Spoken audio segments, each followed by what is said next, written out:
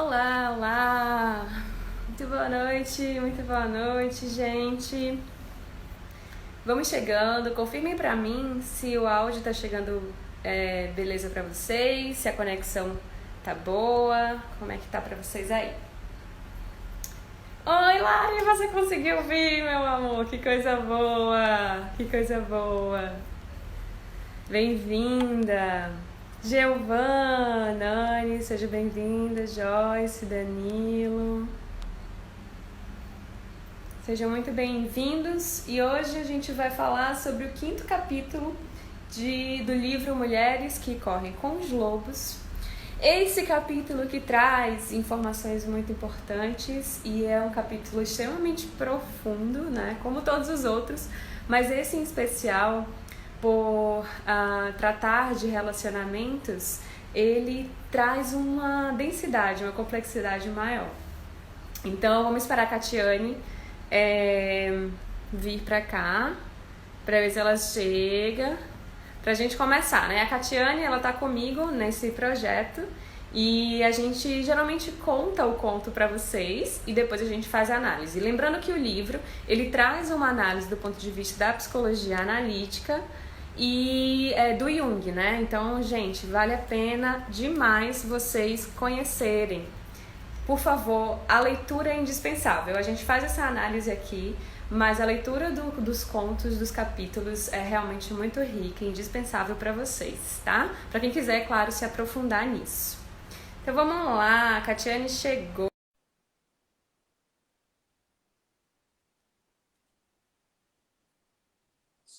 Tá chegando. Chegou ela! Meu Boa amor!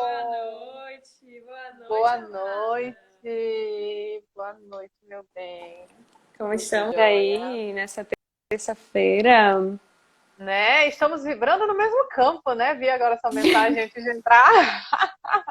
Estamos vibrando no mesmo campo. Inclusive, eu estava relendo o conto agora, porque, gente, a gente geralmente a gente troca, não é troca, mas a gente, qual é a palavra, mulher?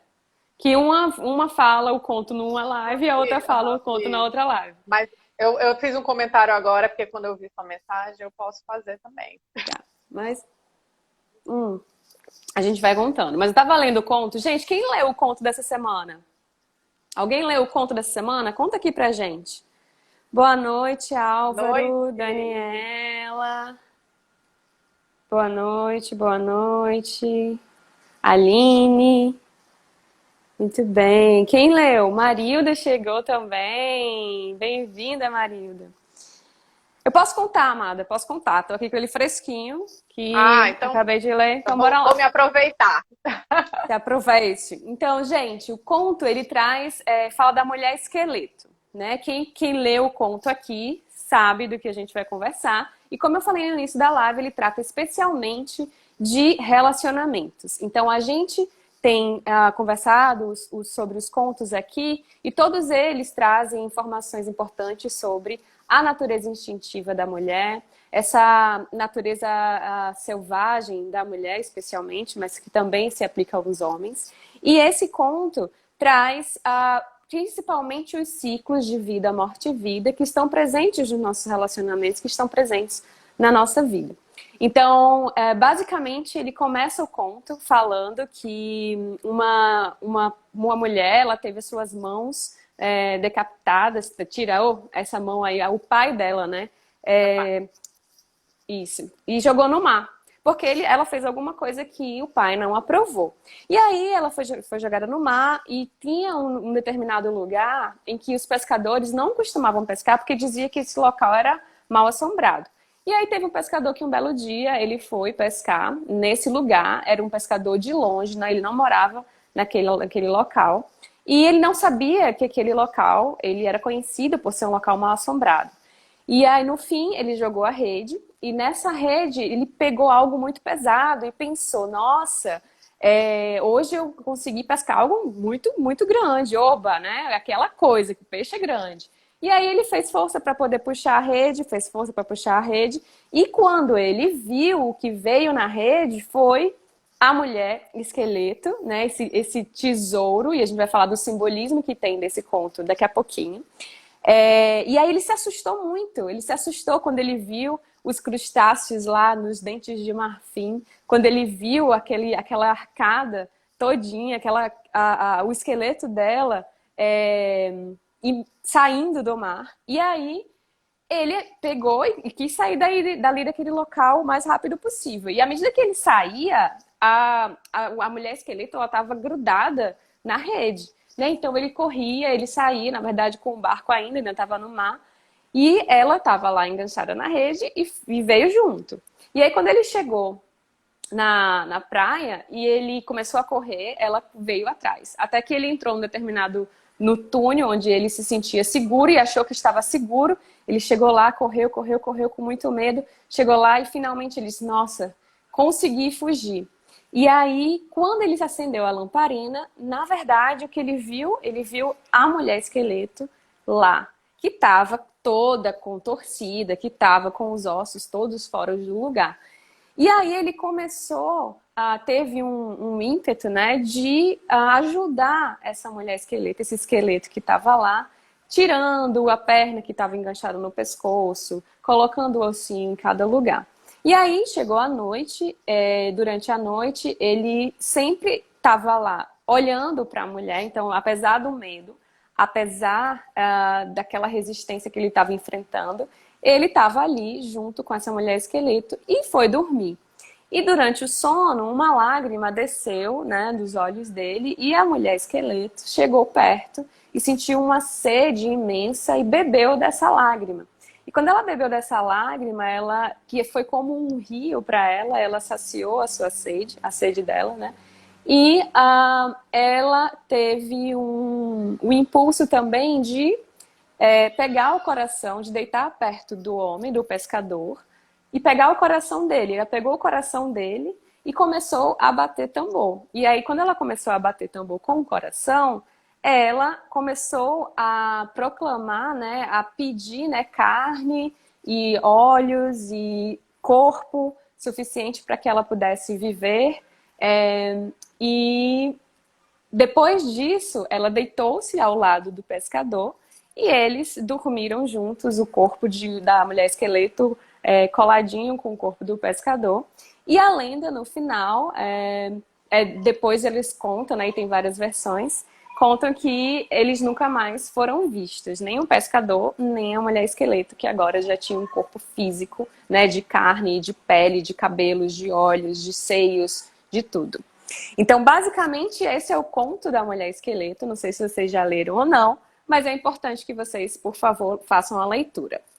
E aí, a gente vai falar um pouco dos simbolismos que existem por trás desse conto, né? Especialmente em relação aos ciclos. Então, basicamente, eu trouxe alguns pontos para a gente se orientar aqui, que ele traz, a Clarissa, que é a autora, né, desse livro, traz que esse conto, ele envolve um total de 7 tarefas que são importantes para que a gente consiga vivenciar um amor verdadeiro, um relacionamento verdadeiro.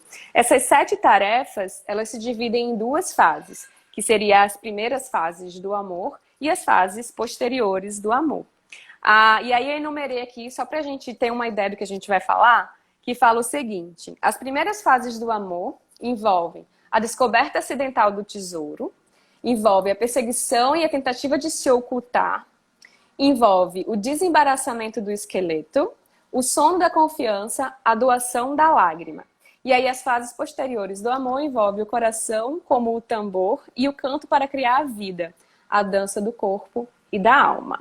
Né? Então, começando pelo começo, a descoberta acidental do tesouro, que traz a descoberta da mulher esqueleto, que representa os ciclos de vida, morte e vida, que traz para os relacionamentos a possibilidade de morte para que haja um renascimento, para que haja vida, né? A vida e a morte, elas andam aí juntinhas em todos os nossos relacionamentos. E a primeira, só para deixar a Kátia falar, a primeira frase que ela traz, que é a seguinte: a incapacidade de encarar a mulher esqueleto e de desvendá-la é o que provoca o fracasso de muitos relacionamentos do amor.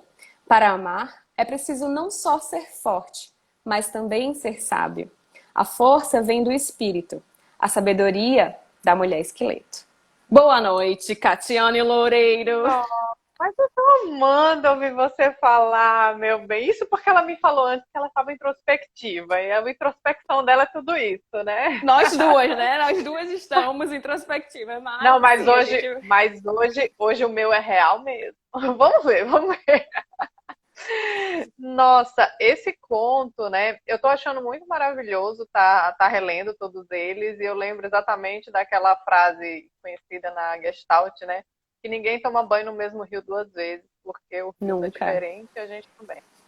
Né? Uhum. Então, assim, eu tô degustando cada palavra e você colocou bem ali, né? Que o quanto é indispensável a leitura. Porque, embora a gente traga alguns recortes, a gente traga reflexões do livro, mas é indispensável, porque ler é uma poesia ali. E é uma poesia que eu gosto muito, eu acho que falta isso, porque ela tem uma pitada de muita realidade, ela não tem muita idealismo, não tem nada disso. Então é algo muito profundo que vai exatamente no cerne, que é essa consciência instintiva e o quanto isso é visceral. Há muita beleza nisso. Então, o conto, né, como ele é cheio de... Eu achei muito interessante, porque é um conto do Polo Norte, né? E, assim, traz muitas questões de ego ali, e principalmente com esse encontro do esqueleto. E eu achei que simbólico até isso, embora não tinha lá, né, essa parte, mas eu achei simbólico, porque é muito... O quanto o nosso ego, a nossa mente, às vezes, ela tende a uma frieza, ela negligencia todas essas coisas viscerais que acalentam, que acolhem, que é todos os outros arquétipos que vão vir, né, que a gente vai refletir hoje, mas que o quanto, né, quando ele está lá pescando e que ele vê que pegou algo grande, ele começou a falar: nossa, vai ter peixe por muito tempo, os outros pescadores vão ficar admirando o que foi que eu consegui, vão achar que isso que eu peguei é maravilhoso. Então ele nem puxou ainda, mas ele já criou toda uma história maravilhosa, né? De quanto teria comida para muito tempo, do quanto aquilo era maravilhoso, do quanto o peixe seria suculento, do quanto todo mundo iria admirar e ficar de boca aberta com aquilo que ele conquistou. E isso é falar de ego, realmente. O quanto a Isso. gente não deu nenhum passo, algo nem chegou na nossa vida, e a gente já está dizendo que agora minha vida vai mudar e vai ser lindo, e vão ter inveja de mim, vão achar que isso é maravilhoso. E aí começa Vai a fazendo criar, né? idealização completa daquilo ali, e muito no campo do desejo.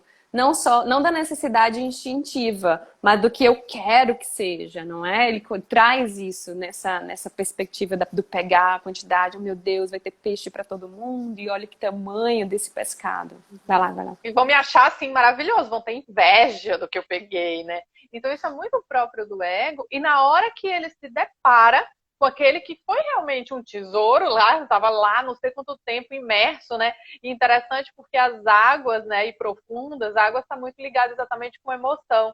Então é como se a gente estivesse exatamente se conectando com o nosso corpo emocional ali naquelas águas e veio das profundezas, algo que estava esquecido há muito e muito tempo.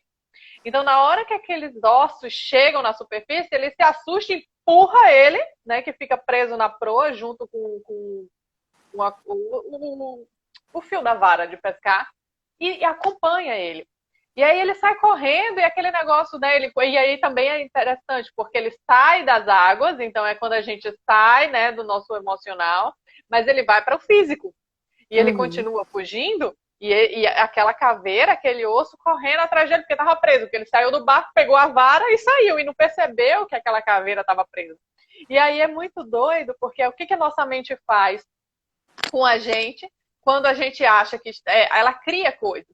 Então, ali naquele momento, ele criou que a caveira tinha, né, estava correndo atrás dele. Na verdade, ela estava presa a ele. Fazia Uhum. parte, né? Mas ele botou na cabeça, não, ela está tentando me pegar. E criou-se algo muito assustador, que é algo que a gente faz, né, com certos e muitos acontecimentos na nossa vida, a gente começa a pintar aquilo como um grande monstro que está tentando me abocanhar, que vai, nossa, e cria, e aí vem o medo. E só quando ele vai para o iglu, né, o voltar-se para dentro, no seu acolhimento, que ele começa a olhar para aquele esqueleto e ver que aquilo que era tão assustador, na verdade, era tão frágil, né? Estava lá todo desmembrado, né? Que E precisava de ali, compaixão e de paixão, que é uma coisa que traz, ela traz também no meio do texto, né? Que tanto dele com ela, quanto dela com ele, houve um processo de demonstrar compaixão diante da fragilidade e da inocência, né? Que a gente vai falar um pouquinho sobre inocência um pouquinho mais pra frente. É isso, vai lá. e aí, então, retomando lá na parte, né? O quanto ele vê, visualizar isso, fez com que ele começasse a se tocar. E começou o quê? A querer cuidar daquilo. E aí a gente lembra o quanto os ciclos realmente, quando algo nos assusta muito, né? A gente foge e depois a gente começa a ver que aquilo ali só estava precisando de cuidado, isso que nos causa tanto medo, é, é, me falta até a palavra agora, que carece exatamente de. É além de compaixão, é a compaixão, mas é também de amor, de aceitação, né? E Uhum. aí ele começa o quê? Ele coloca as cobertas nela, as peles nela, e se permite o quê? Confiar naquilo que era tão assustador. E é quando ele adormece. E, Isso. é, e aí E o tem muitos adormecer. ciclos aí. E o adormecer é algo que traz um simbolismo de confiança, né? Ele se deixou se colocar vulnerável. Ele voltou a um estado de sono e de sonho. Porque no sonho ele não tem aquele medo que é tão presente quando a gente está em um alerta demasiado. E aí, durante o sono, ele tem essa caída de lágrima aí, que também através, que é água, e água representa emoção, e água também representa criação. Então, é a partir da lágrima que é possível ter essa criação de um novo modo de ser ou um modo de viver, que a mulher esqueleto, a partir de beber dessa água, dessa lágrima, ela começa a se transformar. Então, a água também dá origem a novos caminhos e à vida, E é né? muito interessante que realmente nos contos, nos desenhos que a gente vê, o quanto a água, né, a lágrima, aquela gota de lágrima forma rios e rompe barreiras, é uma verdadeira ponte. E aí, num processo, né, de transformação nossa, seja num processo terapêutico ou de autoconhecimento, o quanto só saber de algo não chega a nos transformar a gente, até a gente liberar as águas que estão retidas em nós. O Uhum. quanto realmente a liberação, o quanto a lágrima tem um poder muito grande, né, de nos aliviar, de nos curar, de nos renovar. Então, naquele momento, né, que aquele esqueleto que está ali representando exatamente a morte, quando ela pega e vê aquela gotinha que sai, e ela sente sede. E aquele sede é sede de transformação, é sede de vida, é toda essa sede que realmente alimenta a alma dela. E é ali que ela começa a querer o quê? Se transformar. É quando ela pega o coração e faz dele um tambor. Né? E é o que é interessante, porque o nosso coração é um tambor, né? Ele é um som. E é algo que a gente pode até viver sem várias coisas, mas sem o coração a gente não vive, né? A gente vive com um rim, né? Vive com um braço, ou, né? Pode acontecer várias coisas com a gente, mas sem o coração não. E ali tem todo esse símbolo, né? Que depois ela devolve. E também, quando é interessante a gente estar frisando, que o quanto há muitos idealismos acerca das relações como um todo, né? Seja de casal, como de coisas. O quanto a gente não aceita a finitude daquilo. Teve várias partes, eu achava que todo mundo tinha que ler esse texto. Não, Esse conto todo. da mulher é muito sensacional quando ele fala atrás exatamente assim, o quanto a gente não aceita as coisas que são ditas que são feias, né? O não belo. E aí ela vai além do não belo. O não belo é tudo aquilo que eu não aceito em mim. Então é que a minha carência, a minha solidão, né? A minha arrogância. Então é Uhum. tudo isso também. Não é nem só o que é visivelmente estranho aos olhos.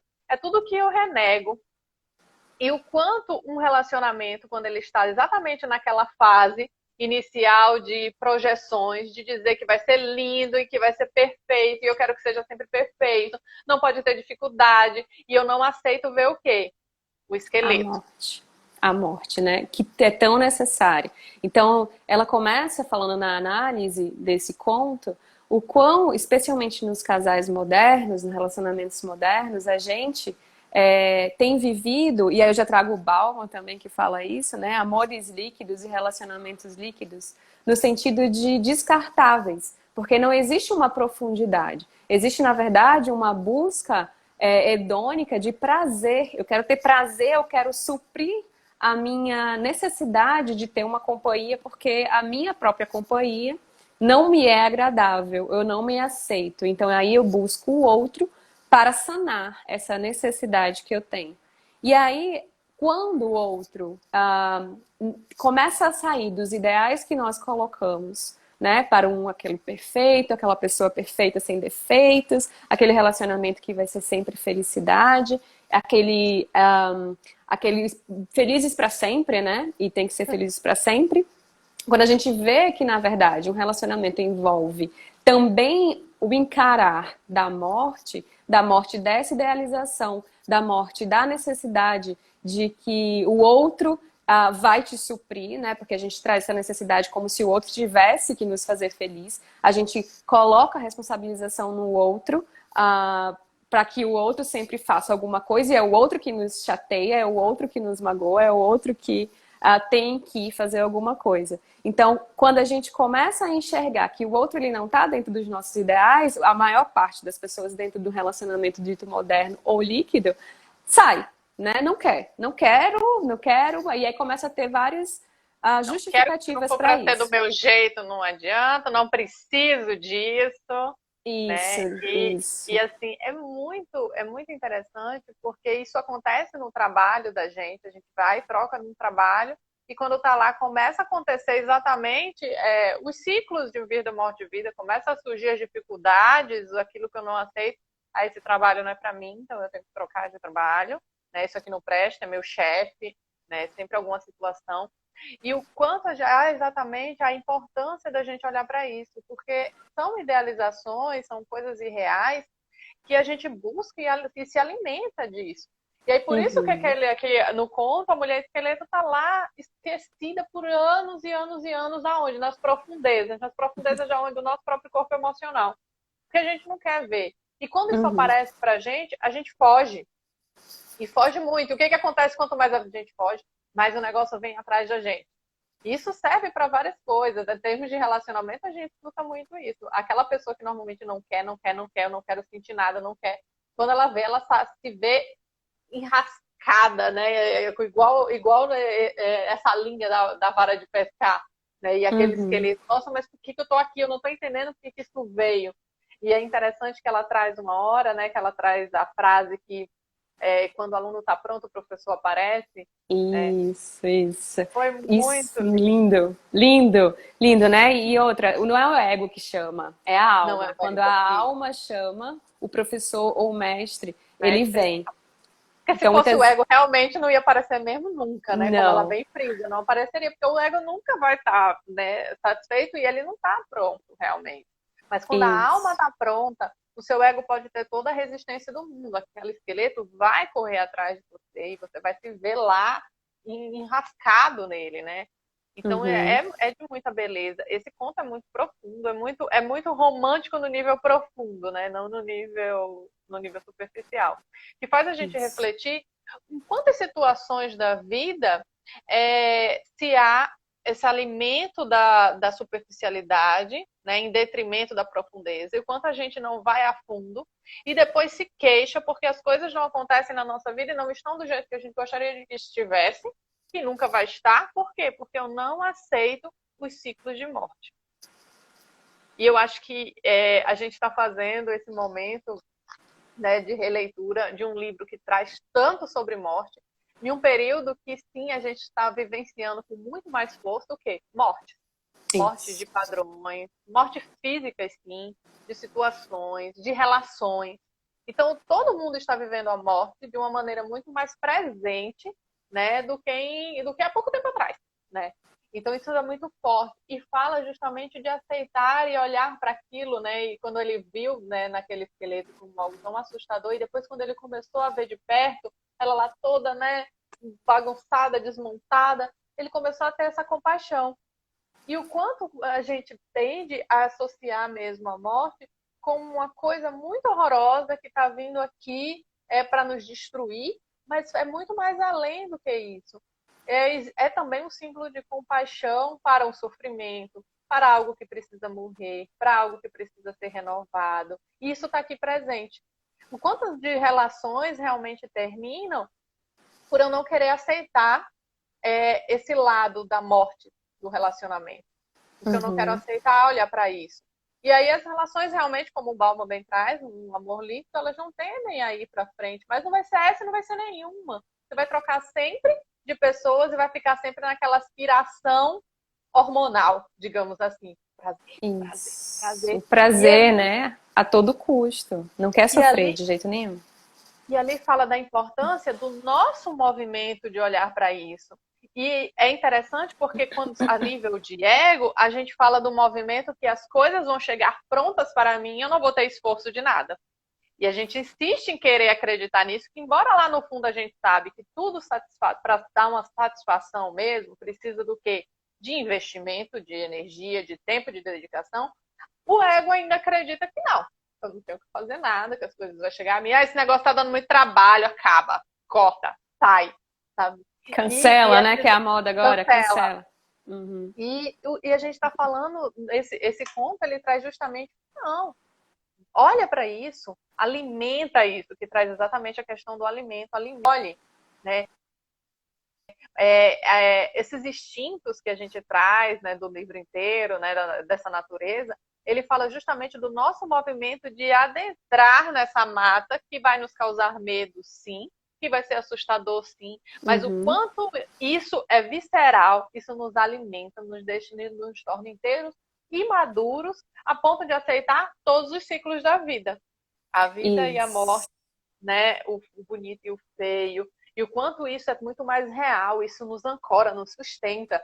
Né? Embora seja, claro, difícil passar pelos processos, a negação deles faz a coisa ter um sofrimento muito maior do que quando a gente aceita e percebe que faz parte das leis naturais da vida. Né? A vida é assim, é vida, morte e vida, como a Clarissa tanto martela no livro inteiro pra gente, né? Isso, eu acho que o que tá me vindo muito e que me veio muito durante a leitura do conto é o seguinte. Acho que é importante a gente falar, né, dessa tendência à superficialidade, a tendência da gente querer sempre ter prazer e não querer ter trabalho com as relações. E a gente olhar para isso, olhar para essa tendência, olhar para as formas de resistências e de autodefesas egóicas, especialmente. De não entrar em relacionamentos da gente, porque eu vou perder meu espaço, porque não tô pronto, porque não é a pessoa para mim, porque... Enfim, tem vários porquês e várias justificativas.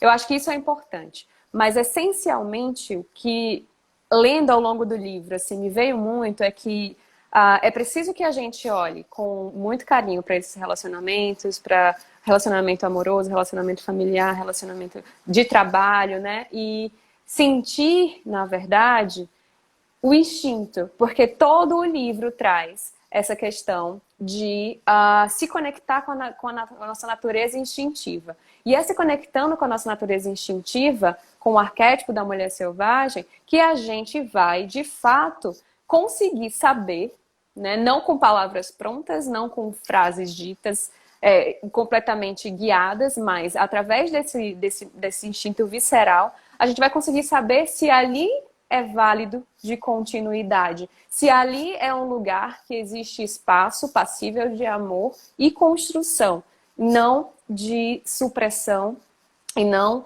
de submissão. Então, a gente junta com os outros contos do Barba Azul, a gente junta com a Vasalisa, com o Manauí, enfim, todos os outros que a gente trouxe até agora, né, e que também deixo o convite para todo mundo ler esses contos, que falam do acesso da mulher a esse arquétipo da mulher selvagem para que seja guiada diante dos desafios e esse caminho nos leve a um fortalecimento de quem a gente realmente é. Então, não é, de fato, você, a qualquer preço, ficar no relacionamento. Não, mas você saber reconhecer, através da sua natureza instintiva, se aquele relacionamento ele te fortalece enquanto pessoa, enquanto mulher, se aquela pessoa, se aquele parceiro, ou se aquele trabalho, né, também favorece o caminho. Então, os relacionamentos, eles têm esses ciclos de vida, a morte e vida. É preciso que haja morte, é preciso que haja paciência, é preciso que haja resiliência diante do processo, e ela traz isso muito forte, de que o amor é um processo de paciência, porque no momento em que a gente observa que existem defeitos, observa que existem dificuldades e desafios diante de um construir de um caminho junto, de um caminho compartilhado, a gente tem a tendência de sair, né? Por várias questões nossas, da nossa ancestralidade, das nossas crenças, dos acordos que a gente fez ao longo da vida. Então, mas no momento em que a gente observa de onde está vindo essa resistência, e ela traz no capítulo algumas perguntas que eu até grifei aqui, que são importantes, eu já vou pular para o final, mas algumas perguntas que são importantes da gente fazer, que é o seguinte: durante uma prática diária, no caminhar desse relacionamento, e eu estou falando relacionamento especialmente porque ela traz muito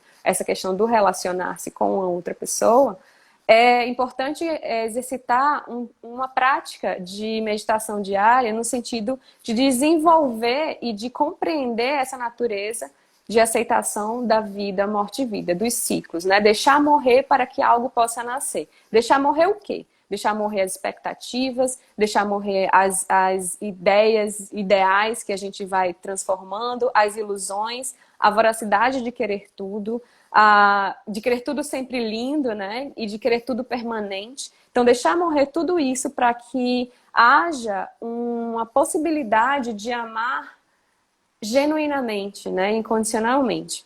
E aí, ela traz umas perguntas que são as seguintes: o que eu preciso dar mais morte hoje? O que eu sei que precisa morrer, mas hesito em me permitir que isso ocorra? O que precisa morrer em mim para que eu possa amar? Qual é a não beleza que eu temo? Que utilidade pode ter para mim hoje o poder do não belo? O que deveria morrer hoje? Qual vida tenho medo de dar à luz? Se não for agora, quando isso vai acontecer? Né? Então, é uma série de investigação que ela traz também em outros capítulos, uma investigação necessária, uma pergunta muito bem elaborada e intencionada, para que a gente acesse essa natureza instintiva e permita que esse instinto nos guie, assim como a Vasilisa perguntava à bonequinha no meio do mato para qual caminho ela deveria ir, nos guie em direção a uma vida de mais autenticidade, de um self mais saudável. E essa permissão de compreender o que deve morrer, a gente traz o desapego a essa permanência que a gente acredita que tem que ter, que tudo tem que ser do meu jeito, tudo tem que ser lindo e se manter lindo sempre, né? Então, quando a gente traz essas perguntas, quando a gente traz um processo de reflexão instintiva, é muito mais fácil você aceitar esses ciclos e muito mais fácil compreender se vale a pena continuar naquele relacionamento ou se não vale a pena continuar naquele relacionamento. Lembrando das tendências que a gente tem de sair do desconforto, assim como na prática de meditação. Não falei, foi muito agora, pronto. Eu falei isso é porque ela estava introspectiva, viu, gente? Narla perguntou ali, a gente está no capítulo 5 de Mulheres que Correm com os Lobos, nesse conto lindo que é da Mulher Esqueleto, que eu acho que realmente... Na verdade, todo mundo tinha que ler o livro inteiro, mas esse conto da Mulher Esqueleto, ele realmente é muito profundo, e o quanto faz a gente refletir exatamente sobre essa tendência que hoje em dia, para mim, lógico, que também tem um ego e também muito tempo fui muito apegada a ele, mas esses ciclos, eles fazem tanto sentido, faz muito mais sentido do que essas ideias da coisa muito bonita sempre, né? E Sempre. Faz muito mais sentido. Faz, olhando para isso, sim, de soltar, de deixar a coisa morrer, de identificar realmente o feio, apesar com, eu escolho esse movimento porque isso que é o real, isso que é o natural. Então, é de tanta naturalidade, de tanta profundidade, que chega a ser muito louco nosso apego egóico a essa coisa da perfeição, da coisa muito bonitinha, muito organizada, eu não posso sentir isso, né? E aquilo, quando o pescador, né, nesse conto, ele está lá fugindo né, de olhar para aquele esqueleto e cria e faz dele um grande bicho. E a gente faz um bicho de muitas situações.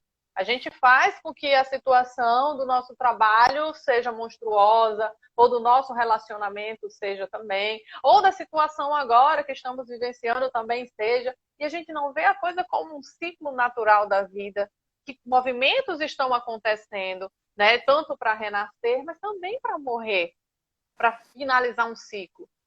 E isso é o natural, e embora a gente vá sentir, e tem lá a lágrima muito bem colocada também, lá no conto, né? O quanto essa lágrima libera, mas ela também é curadora, ela também unifica.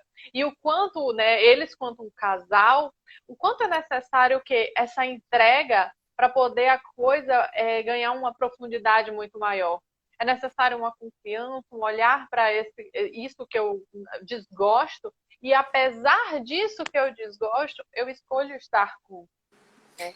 Isso. E é muito. Vai lá, vai. Uma coisa que você falou, Kate, que é muito importante, que é como um casal. Quando existe esse relacionamento, né, de duas pessoas, pelo menos, né, porque, enfim, hoje a gente tem várias possibilidades.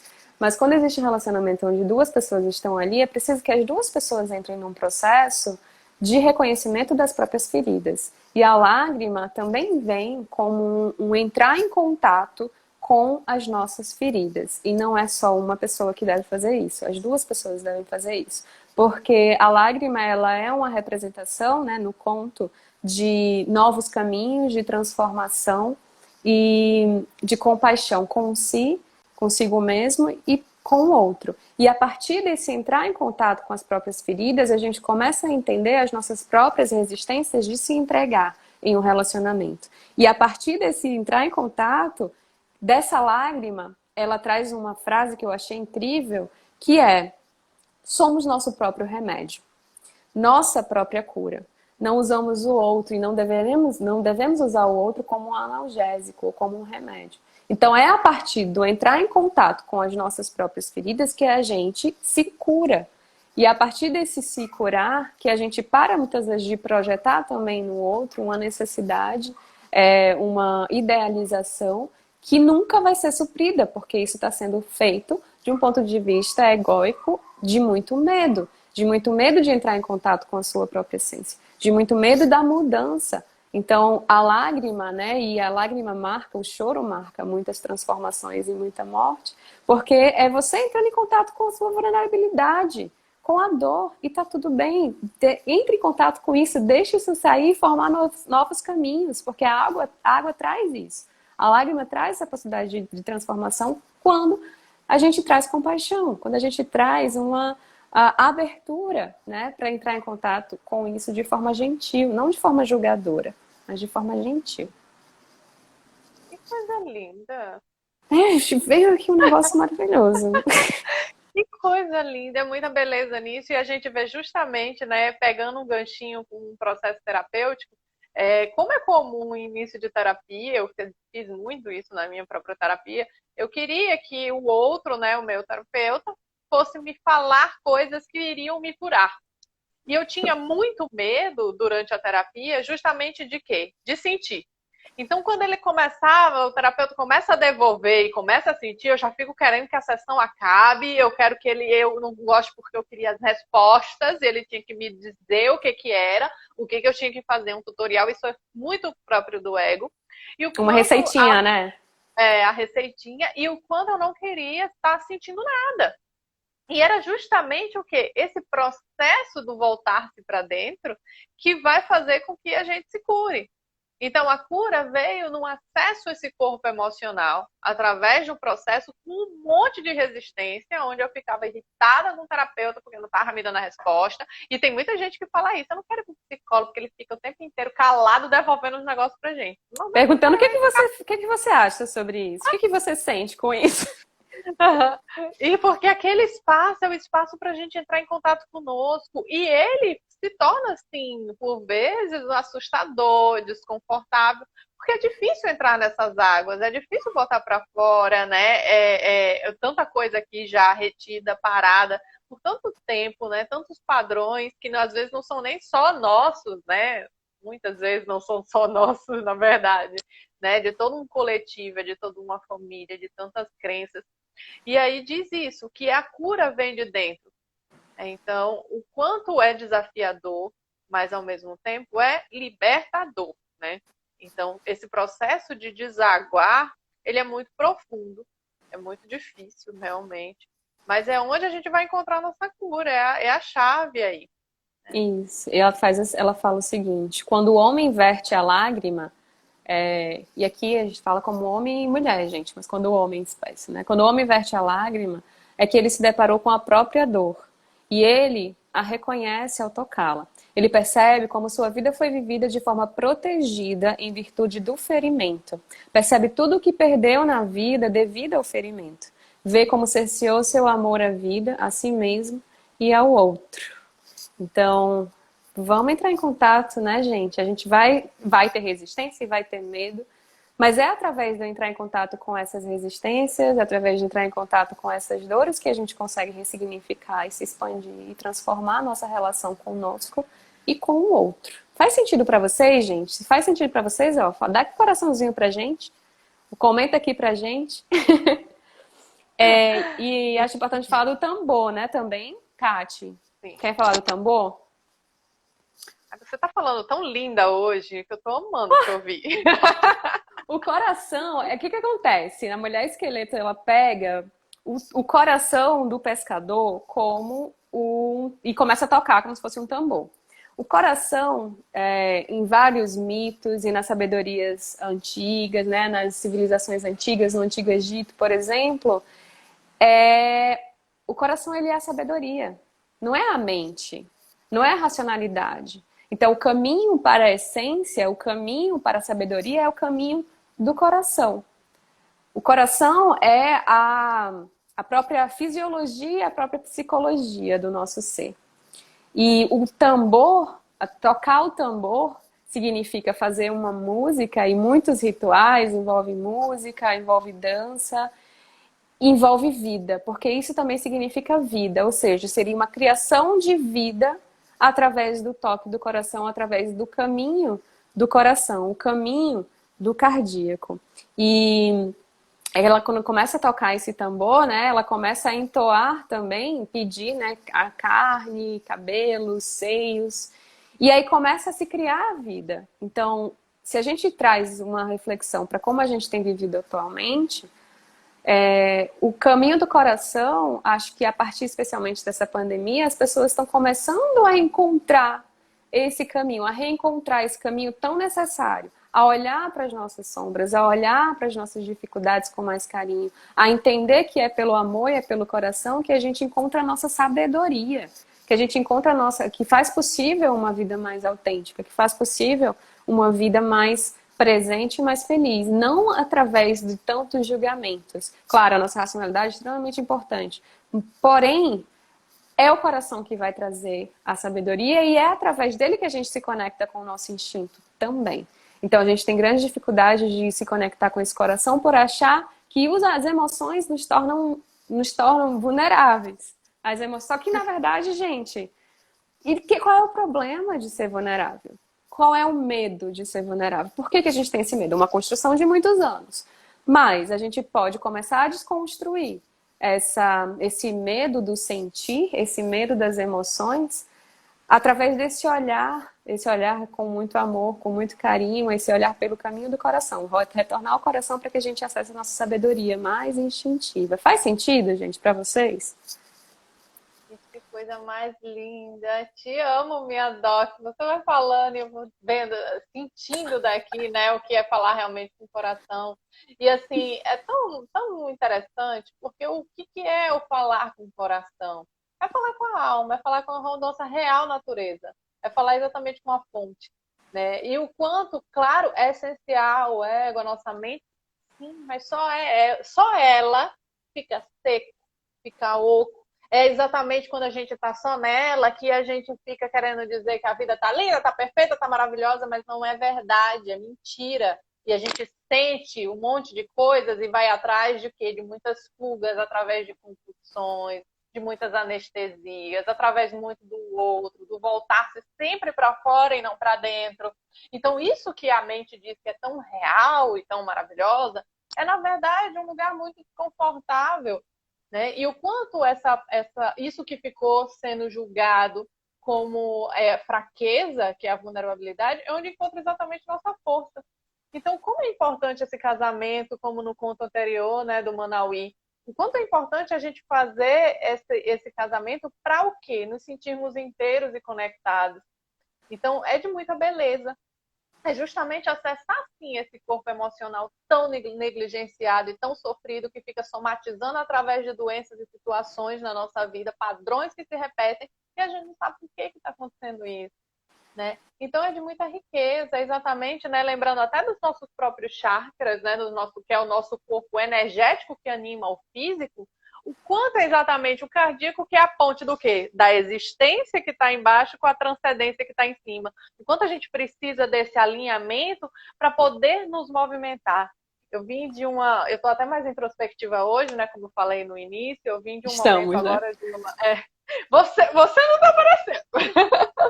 Mas eu vim de um momento agora que a gente estava justamente trabalhando a fala, né? A importância dessa fala conectada exatamente com o quê, né? Parecia que ela estava sabendo o que a gente ia trabalhar hoje, aqui também. Exatamente com essa nossa essência, com essa nossa natureza, essa nossa consciência. E quando a gente está falando através do ego, o quanto tem de mentira. O quanto, na verdade, eu sou o quê? Somos seres sociais, que precisamos sim do outro, como é bom ter o outro, se sentir acolhido pelo outro. A gente diz, nossa, eu vivo muito bem sozinha, porque eu amo estar sozinha, eu não aguento pessoas. Mas aí se vê sempre emaranhado em situações que está lá buscando alguém e não aceita o que está sentindo. Então, o quanto a fala, por muitas vezes, é mentirosa, não é ancorada com o que realmente está se sentindo. E sim com crenças que se pensa e eu tenho que ser assim. Ai, não aceito uma pessoa que faz isso comigo. Mas quando se vê, tá lá voltando com a mesma relação, não sei quanto tempo, se arrastando por tanto tempo, e vai estar sempre falando outra coisa. Então, muitas mentiras são contadas o tempo inteiro que a gente mesmo conta. Então, eu fui fazendo o exercício e fui encontrando as minhas mentiras. Né? O que quando você fez aquelas perguntas, né, quando a Clarissa traz no livro, né, o que eu preciso deixar morrer, o que eu preciso estar olhando, o que eu não aceito, né, como um não belo. E a gente tem muita coisa de não belo que a gente não aceita. E o ego, ele é sofisticado. E quanto mais racional nós somos, né, mais a gente vai inventando umas mentiras muito interessantes pra gente. Então, olhar cheio da complexidade e da justificativa, sempre tem. Eu tive uma sessão na minha terapia essa semana que eu tava crente abafando que ali era a sensação. Nossa, eu agora tô me permitindo sentir. Nossa, ela puxou meu tapete que eu vi que eu tava no controle da situação. Eu estava me permitindo sentir pelo ego. Eu me coloquei na situação pelo ego. Eu fiquei, caraca, e eu não queria aceitar. E foi ótimo. Isso me lembra a situação que você puxou meu tapete. Você lembra? Estávamos nós em um momento, né, de introspecção muito, muito grande. E aí eu estava sentada, muito sentada, né? E fechado, os olhos fechados, posição de meditação. E aí Catiane fala assim, gente, você não tá querendo me controlar, não? Eu falei, não, eu estou aqui muito aberta. Estou aqui aberta, não quero me controlar nada, vai ser como tiver que ser. E aí, na verdade, daqui a pouco, não, né? O tapetinho foi puxado e aí sim, quando eu entrei em contato com o sentir, é outra coisa. Outra coisa, né? E aí a gente entende que tem muito trabalho a ser feito. Muito trabalho a ser feito. A gente começa, quando a gente entra no sentir, ó, você fala isso, eu me arrepiei, tô toda arrepiada aqui. Porque é como o pobrezinho do nosso corpo emocional, ele é tão negligenciado, tão sofrido, ele tá lá transbordando, pedindo socorro pra gente, a gente não tá dando atenção. Aí depois, assim, tá as coisas tudo acontecendo, né? Lá vou eu criar polêmica, a gente fala tanto em corrupção, mas como nós somos corruptíveis. Como a gente se corrompe o tempo inteiro, com nós mesmos. Né? A gente não aceita a corrupção fora, mas a gente fica se corrompendo o tempo inteiro. né? A gente sente uma coisa e a gente é incoerente, a gente mente, a gente força a situação. Então, a gente não quer olhar para várias coisas que a gente se corrompe e não quer olhar, porque somos muito perfeitos e lindos para nós mesmos, né? Então, depois a gente está se assustando com as coisas fora. Então, ó, cadê o alinhamento? Tudo que tem fora é reflexo do que tem dentro. Né? Então, Vai, voltamos pro Caivai, né? Voltamos pro Carvalho. A gente pode não querer aceitar isso, gente. Fica aí batendo cabeça, tá ok. Mas é fato. Isso que a gente tá falando, né? Não sou eu e Geis que fala, né? Inclusive, a gente transmite conhecimentos que nem são nossos, né? A gente só partilha e através de muitas experiências, de muito bater cabeça, que a gente não para de bater cabeça, né? Como a gente trouxe aqui, confidenciais, né? Coisas que acontecem nos nossos bastidores. Porque somos o quê? Da mesma raça, vivendo as mesmas dificuldades, estamos inseridos no mesmo corpo que sente muito, né? Com tantos corpos sutis que a gente tem aqui. Então a gente está na jornada junto. Né? E isso que a gente fala e traz nosso, a gente sabe que é da realidade de todas as pessoas, né? Que estão aqui vivenciando e buscando exatamente o quê? Se ancorar, estar mais inteiro, se alinhar. Isso é um desafio muito grande. E nessa ancoragem, nesse estar mais inteiro, exige que a gente abra mão de algumas identidades, papéis, relacionamentos. E se a gente está enraizado na nossa essência, na nossa intuição, a gente consegue fazer isso com mais clareza, né? E com menos dúvida. Porque ela traz, inclusive, que é através do amor em sua plenitude. E o amor em sua plenitude é, na verdade, uma série de mortes e renascimentos. Então, é uma prova de amor quando a gente permite que haja movimento. E para que haja movimento, é preciso que haja morte. Porque para haver vida, alguma coisa morreu. Se a gente não permite que haja movimento, não tem como fluir. E ela traz uma outra frase que eu achei muito linda, que é: a gente tenta tanto controlar as coisas, controlar as pessoas e controlar a vida, mas quanto mais a gente controla, menos vida ali tem. Por quê? Porque a vida, ela é fluida, assim como a água, que é representada aqui pela lágrima do pescador. Ela é fluida, ela tem esse movimento e permite caminhos e criação. Se a gente não deixa isso fluir, a vida, ela não está mais tão presente de forma intensa ali. Então, controle, rigidez, necessidade de que as coisas não mudem, esse ponto de vista e comportamento extremamente egóico, movido pelo medo, faz com que a gente tenha muito menos vida a cada dia. Então, que tipo de morte, né? Eu trago a pergunta dela, você pode permitir hoje para que você tenha mais vida? Reflete um pouco sobre isso. Eu acho que a principal mensagem desse capítulo, né, dentre tantos símbolos e tantas mensagens que ele traz para a gente, é isso, o que a gente pode abrir mão para que eu consiga ter uma nova vida, me permita conhecer algo diferente, mesmo que esse algo diferente seja com a mesma pessoa, mesmo que esse algo diferente seja no mesmo trabalho, mas que o que vai mover essa decisão é a intuição. E para que essa intuição consiga nos mover em direção ao nosso self mais essencial, à nossa essência, a uma vida mais plena, a gente precisa estar muito conectado, muito enraizado e precisa ter muita coragem e paciência. Porque não é no nosso tempo no sentido de que, eu quero que seja agora, tem que ser agora, eu preciso dessa resposta para ontem, né? Porque eu não tenho tempo. Não. É no tempo que você precisa essencialmente. Não no tempo que você quer, é no tempo que tem que ser. Coisa mais linda. Isso é porque ela me falou, estou tão introspectiva hoje. Eu disse, vou ver. Eu tô, gente, eu tô. Gente, eu tô ainda mais apaixonada. Eu sou apaixonada por essa Eu mulher. que sou minha marida profissional, meu Deus. Gente, faz sentido pra vocês isso? Bota aqui pra gente, vai. Nossa, ali, Caroline já falou. Gente, faz tanto sentido que eu fico sentindo nas carnes. Gente, quando você fala do movimento, né, me traz, né, o tanto de fluidez que tem na vida, né, o quanto de ciclos, e a gente basta se conectar com a nossa ancestralidade, né? Quantos já morreram para eu e você estar aqui agora? Então, olha a quantidade de gente. É muita gente, né? Muita E eu gente. trago uma outra pergunta que me veio agora com essa sua, Kati. Posso? Deve?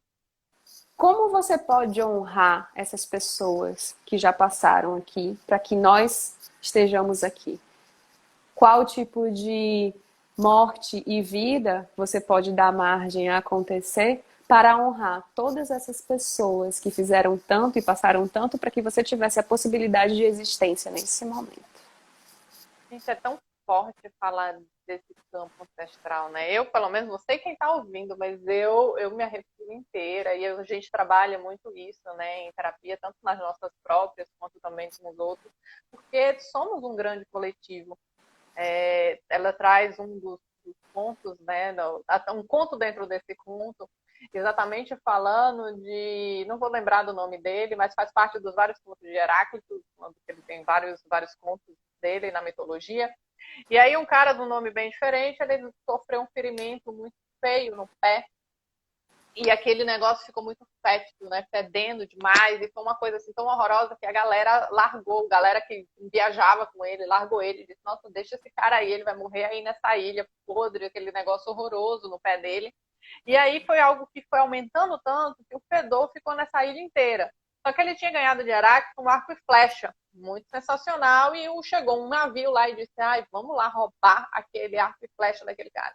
E ele lá tentando encontrar ele, né, e achou facilmente exatamente por conta do fedor, e o cara foi lá só para roubar esse arco e flecha. Sendo que na hora que deu uma luz e ele viu aquele homem gritar de dor e muito mal, já um senhor, ele se emocionou. E ali teve lágrimas nos olhos dele. E aí ele desistiu do arco e flecha e ele foi cuidar daquele ferimento. Então ele ficou lá cuidando, acolhendo, segurando a mão dele, limpando, e ficou lá todo naquele processo. E aí ela é exatamente quando ela traz a questão da lágrima, e que ela traz a questão do quê? Da compaixão, do amor. Do quando nos é tocado, ele tem um poder muito grande de nos unir. E o quanto é importante, né, a gente estar entrando em conexão com isso. Isso está falando da vida, do que quando você traz assim, como eu posso honrar essa vida? É exatamente se conectando com esse movimento, com ela, com essa dor que há em mim. Quando eu consigo conectar com a minha lágrima, com a minha ferida, com a minha dor, eu consigo mais facilmente me conectar com a do outro. E a gente sai desse grande campo de batalha egóico, que o outro é o meu inimigo, que eu tenho que derrotá-lo a todo custo. Porque quando eu quero derrotar o outro, eu estou derrotando a mim mesmo. E isso, gente, não é filosofia enfim, de encarte. Isso é falar de vida, falar exatamente dessa fluidez. De tantos que vieram antes, de tantos que vão vir depois. E o que a gente está fazendo com essa oportunidade que é tão efêmera, tão rápida de nos transformar e poder transformar todo esse campo que está aqui ao nosso redor. Maravilhosa, olha só, meu Deus do céu, coisa linda. E a sua fala me inspira também a retomar uma coisa que ela fala no texto, que é sobre a inocência. Que em muitas culturas, em muitas línguas, a lá inocenta, por exemplo, se refere à bezedeira, à cura. Então, ela traz também que durante o sono, a gente entra num estado de inocência, e esse estado de inocência nos permite que a gente entre em contato com as nossas feridas e que a gente possa se curar. Por isso que o pescador ele tem a lágrima lá durante o sono. Então, esse estado de inocência não significa um estado de ingenuidade, mas significa um estado aberto às experiências, de entrar em contato com tudo isso que nos compõe, todas essas feridas nossas e dos nossos ancestrais, de modo muito respeitoso e muito humilde, né? Assim como a Vasalisa também, ela se colocou na frente da Baba Yaga de modo muito humilde e inocente, para que pudesse ser curado, né? Então, traz mais inocência, né, e menos julgamento para com você mesmo, se permite entrar em contato com todos esses sentimentos que nos compõem todos os dias. E assim a gente consegue ter uma vida mais presente e mais plena, de muita cura. A cura, ela acontece através desse contato. E, gente, a gente tem 45 segundos, só quero dizer. Isso eu tava achando, sabe o que? Que a gente ia acabar até mais cedo hoje. Eu disse, nossa, do jeito que eu tô silenciosa, gente, já tá me falando que tá também capaz, a gente acaba mais cedo. Gente, eu adorei Obrigada conversar com vocês. Obrigada, meu amor. Obrigada pela sua presença. Obrigada. Gente, tá acabando. Então, eu vi que vocês comentaram, né, que fez muito sentido. Eu vou deixar a live salva no IGTV. Comentem lá pra gente como é que chegou pra vocês isso, se fez sentido ou não, tá bom? Deixa lá comentários pra gente. Próxima semana, capítulo 6, né? Isso, Então, isso. por favor, leiam, porque seria interessante a troca. Acabou, né? Beijo! Tchau, gente. Obrigada. Boa noite.